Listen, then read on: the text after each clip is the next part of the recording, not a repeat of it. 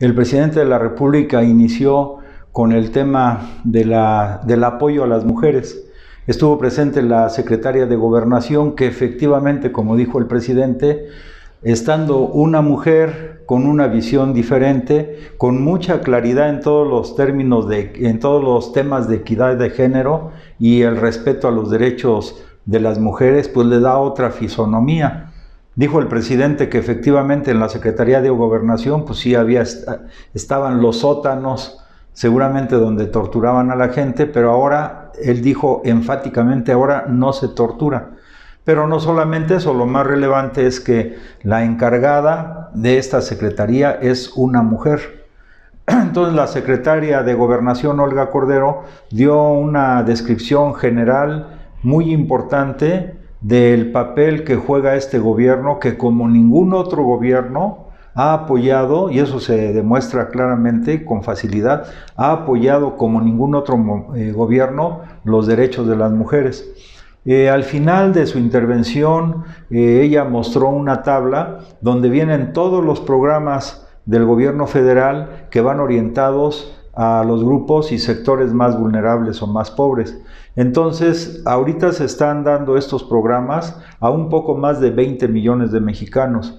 Y entonces se desglosó por temas, por ejemplo, adultos mayores, jóvenes que reciben sus becas a nivel bachillerato, estudiantes universitarios con becas, mujeres en lo específico que reciben también apoyos diversos, y se vio que de los poco más de 20 millones de mexicanos que reciben estos programas, la mayoría, casi 11 millones, son mujeres. Entonces, como nunca se ha apoyado a las mujeres. Una periodista un poco impertinente insistió en el tema de equidad, transversalidad de género. Y lo que pasa es que algunos periodistas y algunos intelectuales se quedaron con una visión corta. Cuando hablan de transversalidad de género, pues si en la tabla se está viendo que todos los programas del gobierno federal favorecen porcentualmente hablando más a las mujeres, entonces como que pues ahí está la transversalidad de género expresada de manera muy clara. Transversalidad de género, bueno, pues también, y equidad de género, pues es la integración del gabinete.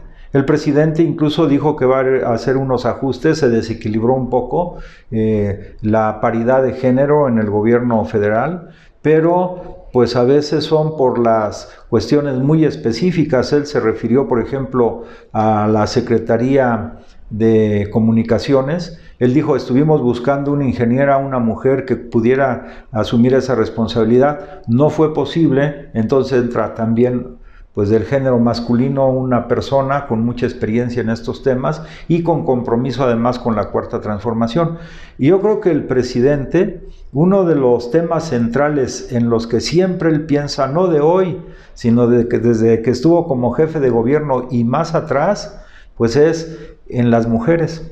Él siempre ha dicho que las mujeres son más honestas que los hombres, fíjense. O sea, más allá, entonces, ¿dónde está la transversalidad de género que le preguntaba la periodista?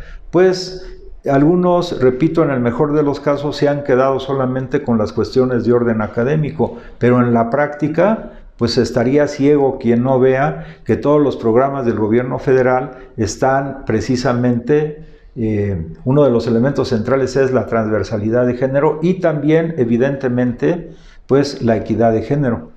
Entonces, hoy, pues, el gobierno federal, a través de la secretaria de Gobernación, mostró este tema, que no se queda en palabras muertas, porque en el periodo neoliberal se crearon incluso institutos para ver la equidad de género, el derecho de protección a las mujeres, proteger a las mujeres contra la violencia, etcétera, etcétera, pero en el fondo, pues eran instrumentos que se creaban para disfrazar los problemas de fondo, y además se dedicaba el grueso de los recursos del presupuesto programado para esas actividades a todo el aparato burocrático, y pocos recursos llegaban realmente para apoyar a las mujeres. Más bien era, repito, un tema de palabra dijo el presidente, pues era hasta crearon una gran enajenación, eran muy vistosos, se exaltaba mucho la forma, el título del instituto de apoyo a las mujeres, etcétera. Pero en la práctica, repito, eran más bien aparatos burocráticos que también pues se creaban para dar chamba a los cuates, a los amigos, y se pervertía el objetivo de los mismos. Pero hoy pasa cosas diferentes. Incluso hubo el reclamo de que si se había reducido el presupuesto para apoyo a las mujeres, y la secretaria de Gobernación explicó claramente que no es así. O sea, hoy se está viviendo un panorama totalmente diferente. En la práctica, no se queda en palabras solamente, sino que en la práctica, la mayor parte de las personas beneficiadas con programas del gobierno federal son las mujeres. Y eso es muy importante y además es muy bueno, porque la mujer en el sistema capitalista en que vivimos pues sufre, ya lo sabemos todos, una doble explotación y una doble segregación por la cuestión de su condición de mujeres. Y este gobierno, repito, en los hechos está poniendo las bases para desterrar totalmente todo elemento de discriminación hacia las mujeres. Otro tema que él planteó, lógicamente esto va ligado con lo que dijo ayer, que pues ya se hizo prácticamente en el periodo neoliberal un modus operandi de los que gobernaban, al extremo de que en el caso de las mujeres, por ejemplo, los que participan en la secta donde está uno de los hijos de Carlos Salinas de Gortari, pues marcan a las mujeres, o sea, son los extremos. Pero este gobierno es totalmente diferente. Y todo va ligado, como siempre, con el tema de la corrupción, que también trató este tema de manera muy amplia. Él se refirió, por ejemplo, que en cada sexenio ha habido empresas favoritas de los expresidentes y que se debe de investigar, por ejemplo, el tema de Repsol. Ya ha salido mucho el tema de Iberdrola, que es una empresa española transnacional que firmó contratos leoninos para la introducción de la energía eléctrica a la red de transmisión de la Comisión Federal de Electricidad. Ahora habló del tema de Repsol.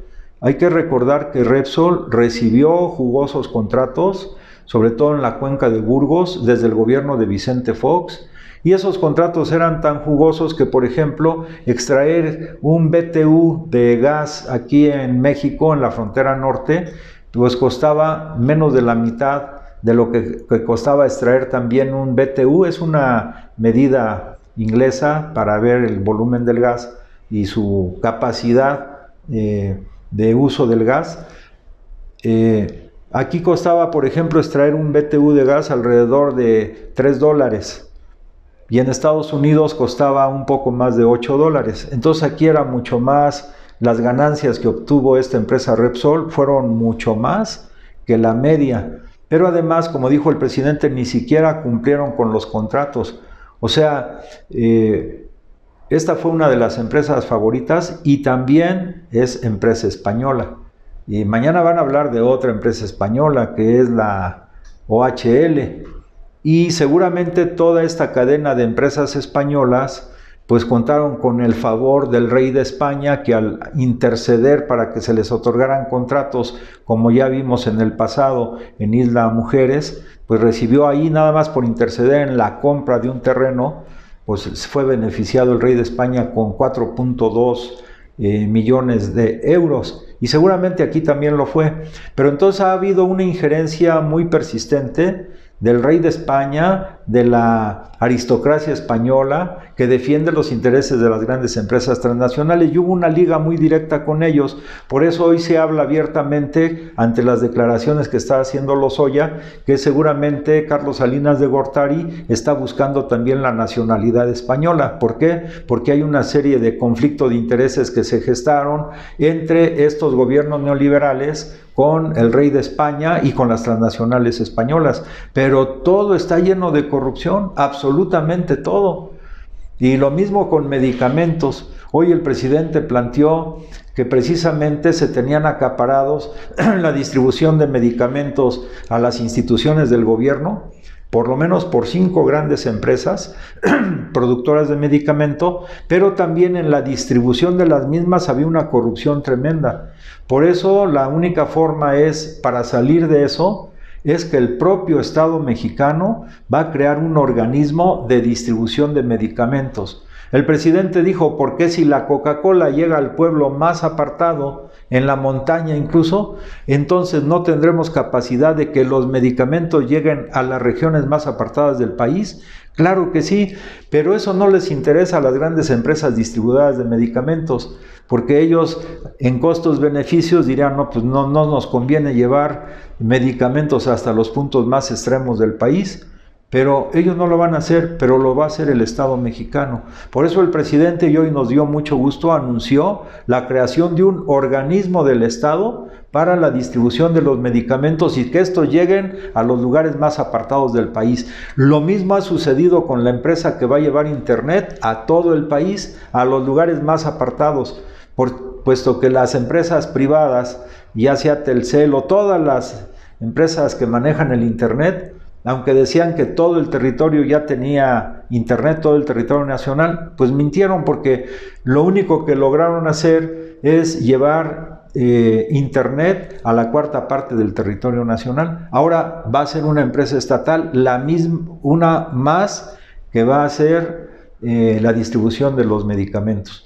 Y finalmente, en el tema de la corrupción también se destacó hoy un elemento muy importante, que es la participación del ejército en el control de las aduanas y de los puertos y aeropuertos.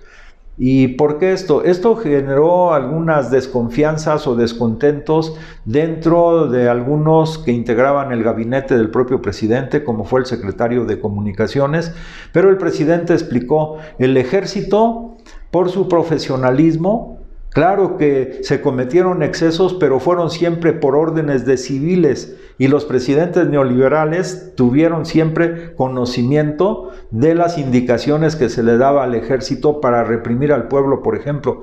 Pero acá el presidente Andrés Manuel López Obrador no ha dado ni dará nunca ninguna instrucción al ejército para reprimir al pueblo, para torturar al pueblo, para desaparecer al pueblo o para generar, como él lo dijo en la mañana, en una intervención de las Fuerzas Armadas contra narcotraficantes o otros grupos de la delincuencia organizada. Dice, generalmente en el periodo anterior, sobre todo con Calderón, pues se reportaba casi todos muertos y pocos heridos o detenidos, y aquí está pasando al revés.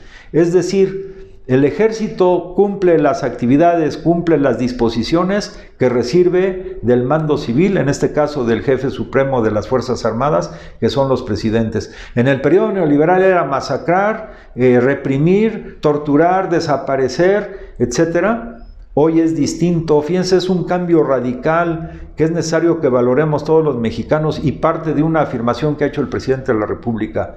El ejército es pueblo armado. Entonces, si el ejército es pueblo armado, o pueblo uniformado, perdón, quiere decir que ese pueblo uniformado, pues también con una buena directriz y orientación, en este caso del jefe supremo de las Fuerzas Armadas, que es el presidente, si la indicación es construir o ayudar a construir sucursales del Banco de Bienestar para beneficio del pueblo. Y ahí mismo va el beneficio de los soldados, porque la mayor parte de los soldados del ejército mexicano y de la marina provienen de las capas populares. Segundo, que el ejército, a construir el aeropuerto en Santa Lucía y luego a administrar el aeropuerto de Santa Lucía, excelente, porque es un ejército que va cambiando, porque las indicaciones, las orientaciones y su jefe es diferente de los neoliberales.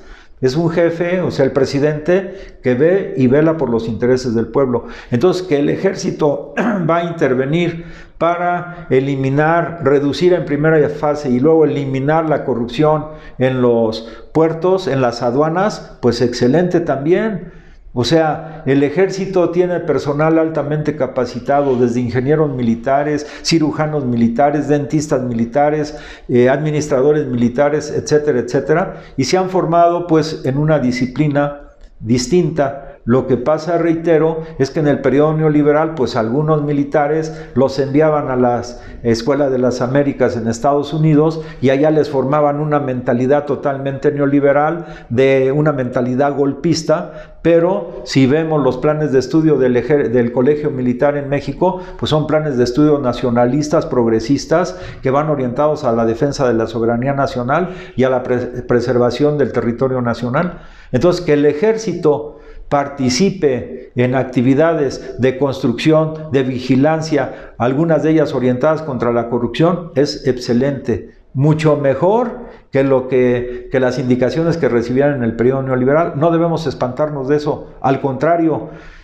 reitero, partiendo del concepto, el ejército es pueblo uniformado, pues al pueblo hermanarse con el ejército, que además recibe indicaciones de una persona que es el presidente que ama profundamente al pueblo, pues las cosas varían, cambian de manera radical. Entonces, finalmente yo creo que el presidente, como lo enunció, tenemos que ir a las causas de los problemas, a la raíz profunda de los problemas y no quedarnos en el efecto o en las ramas. Se tiene que combatir, por ejemplo, en la cuestión criminal, causas y efectos. Pero si nada más se combaten los efectos, lo externo, las ramas, y la raíz sigue igual, pues al rato vuelven a florecer las ramas. Ya sabemos que cuando a un árbol le podan las ramas, pues al rato crecen y con más fuerza. Aquí se trata de ir eliminando los efectos, es lo inmediato, pero eliminar lo más fuerte que son las causas profundas de estos efectos. Como por ejemplo, llevar programas a las comunidades más pobres, a las comunidades donde, por ejemplo, floreció el huachicoleo, para ir quitando base social a los grupos huachicoleros. Pues eso es ir a las causas, no solamente a los efectos. Pues bien, el presidente, como siempre hoy, reiteró N veces que el problema fundamental por el cual se generó una gran injusticia, una gran pobreza, una gran miseria en nuestro pueblo, fue la corrupción. Y sobre este tema vamos a estar hablando permanentemente. Si te gusta lo que aquí comentamos, pues te invitamos a que le des like, a que te suscribas al canal en YouTube de nosotros y a mantener comunicación por medio de las redes que aparecen en la pantalla. Agradezco mucho tu paciencia y tu atención. Que pases buen día.